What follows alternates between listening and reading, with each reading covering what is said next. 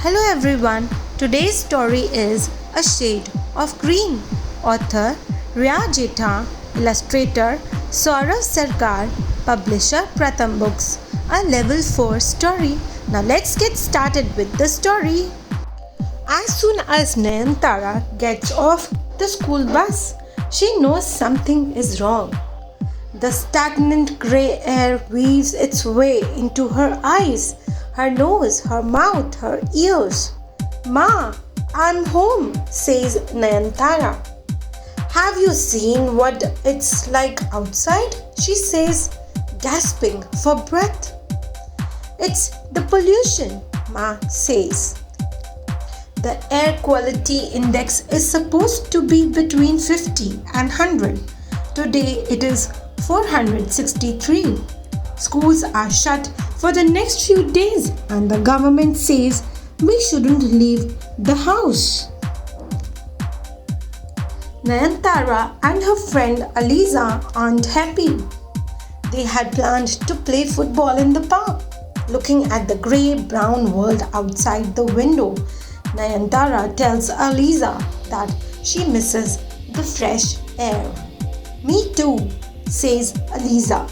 "I dreamt last night that I lived in a house in the treetops. The oxygen around me was pure and fresh." But trees only produce oxygen during the day. What will happen at night when the trees spew carbon dioxide? Asks Ma with a smile. "My dream didn't have those details planned out," Aliza giggles.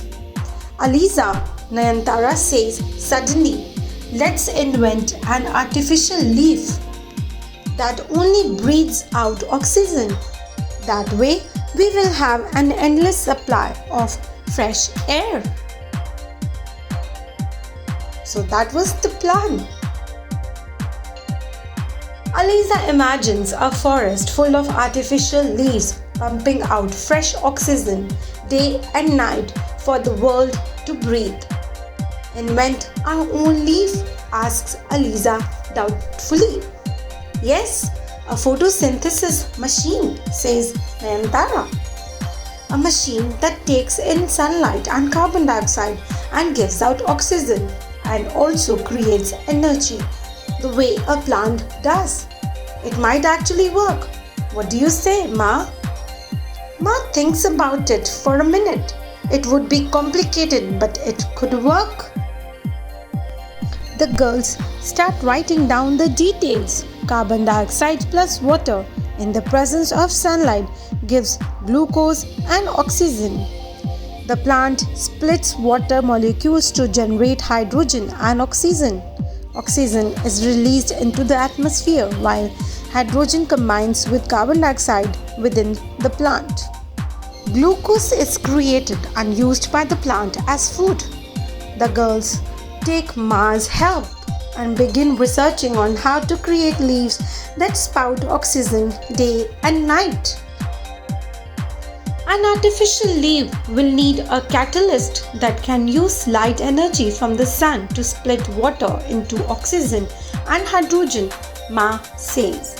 The hydrogen and oxygen need to be kept apart once they split up, or else the gases could cause an explosion. "So we need a membrane to separate the oxygen from hydrogen," says Nayantara. "It's not easy trying to create an artificial leaf." "No, it is not easy, but imagine an artificial leaf will give us all the oxygen we need. Not only that, the glucose it produces can also provide chemical energy. Imagine producing electricity from all that glucose fuel," Aliza tells Nayantara. "Think about what this would mean," Nayantara says. "Remote villages will have electricity all the time. Children will not have to struggle to study in poorly lit rooms. Small factories can be set up without worrying about power." Nayantara's mother tells the girls that a scientist at Harvard University in USA has been trying to create an artificial leaf that converts sunlight into electricity. But a lot more work is needed for it to become the real thing. What does this artificial leaf look like? Aliza asks. So actually the work is going on regarding this. Almost like a sandwich, it has silicon, cobalt and nickel and only needs water to create energy, says Ma. She also tells them that scientists are working on finding methods to store the energy it generates. Aliza and Nayantara are excited that researchers far away are working on such an artificial leaf.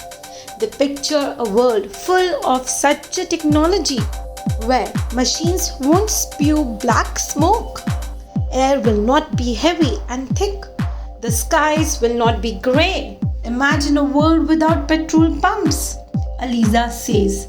Imagine aeroplanes and cars with artificial leaves on their roofs. One day, all we will need is sunlight and water, and an artificial leaf will be able to create fuel and oxygen. Look at this house with an artificial leaf giving energy. The girls look out of the window and dream of a house with a big artificial leaf on its roof. Artificial leaf technology is promising. Nathan Lewis at Caltech and Daniel Nocera at Harvard University in the USA are racing to create the first artificial leaf. While one stream of research wants to create a leaf that will harness sunlight into hydrogen, the other stream of research is looking at harnessing sunlight to produce carbon-containing fuels that can replace petrol. These products will be stored in tanks and fed into a fuel cell when electricity is needed. The most efficient plants barely convert more than 1% of the sunlight into stored energy. The artificial leaf plans to change that. The challenge is to create devices that can collect, store and use the gases produced by the artificial leaf.